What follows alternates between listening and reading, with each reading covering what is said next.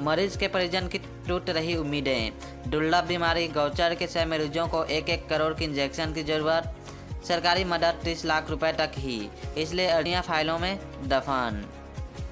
छत्तीसगढ़ में बेहद दुर्लभ बीमारी गौचर के मरीज गरीबी और महंगे इलाज की मार झेल रहे हैं। 3 साल में 6 मरीज इलाज के लिए 1 से 1.25 करोड़ रुपए की सरकारी मदद मांग चुके हैं, पर विडंबना यह है कि राहत कोष में इतनी राशि देने का प्रावधान नहीं, इसलिए किसी का आवेदन मंजूर नहीं हुआ। मुख्यमंत्री विशेष सहायता में अधिकतम 30 लाख रुपए तक ही मिल सकते हैं।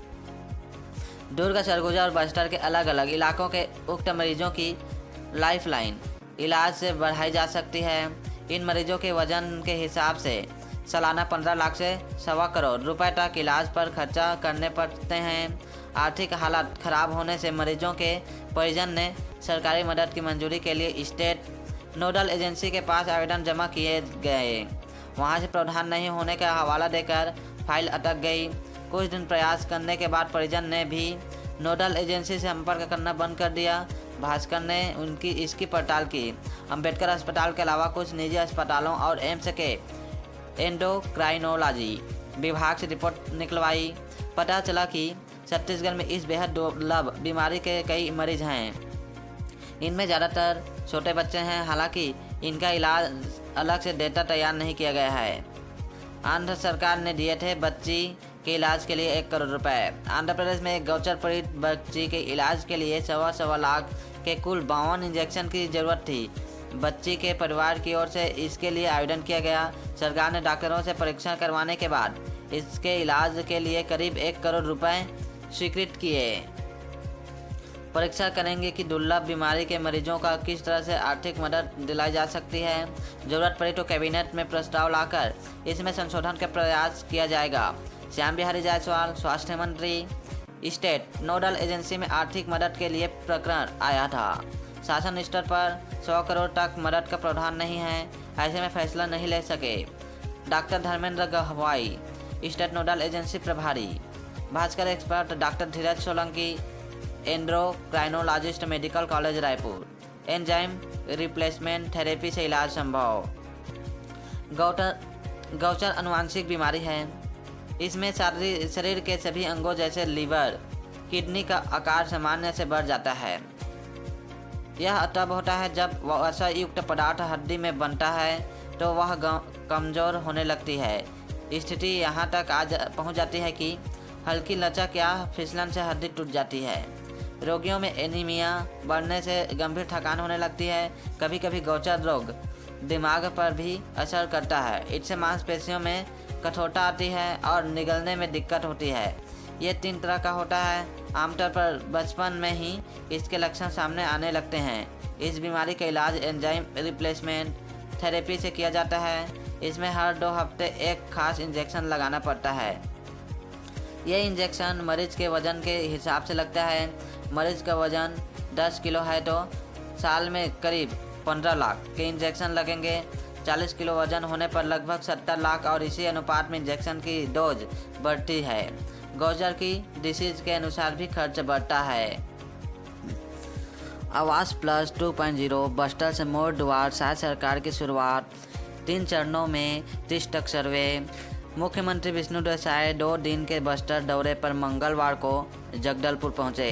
इस दौरान सीएम साय ने बस्तर जिले के घाट पदमपुर गांव से पीएम आवास योजना ग्रामीण के तहत आवास प्लस 2.0 के सर्वे के लिए मोड़ द्वार शायद सरकार अभियान शुरुआत की है। यह अभियान 15 दिन तक यानी 30 अप्रैल तक चलेगा।